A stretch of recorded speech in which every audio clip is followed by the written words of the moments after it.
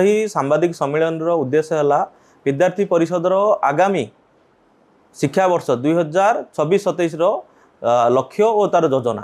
तो आगामी शिक्षा वर्ष 2026-27 विद्यार्थी परिषद ओडिशा पश्चिम प्रांत रे जहाँकि 14टी सांगठनिक जिला को लेकिन अनुष्ठित होती। तो पश्चिम प्रांत रे आमर 1 लक्ष सदस्यता करने विद्यार्थी परिषद निष्पत्ति नहीं लक्ष्य नहीं सहित 118टी ब्लॉक हेडक्वार्टर रे आमर नगर शाखा घोषणा करिवार योजना रखी विद्यार्थी परिषद। ता सहित आमर 7टी विश्वविद्यालय और 331टी महाविद्यालय शाखा मजबूत करने सहित ए वर्ष छात्र संसद निर्वाचन पर विद्यार्थी परिषद संपूर्ण रूप से प्रस्तुत अच्छी। आउ कलाहांडी जिले में भाव में आमर चलित वर्ष चलित शिक्षा वर्ष पर 10,000 मेंबरशिप निर्धारण टार्गेट कराई।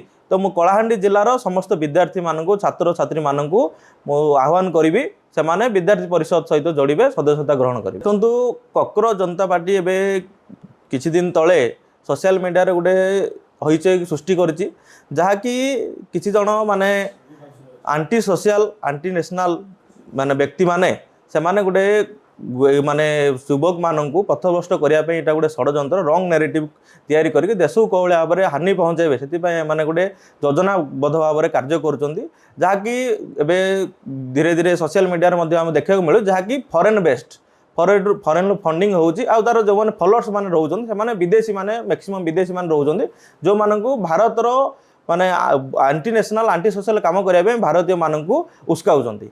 तो ये मोर युवक मानू ये आह्वान रही आपण मैंने भंड सोशल मीडिया पेज को आपण मैंने समस्ते रिपोर्ट मारंतु आठू दूरे रुहतु मोर समस्त आह्वान रही भारतीय युवक मानू।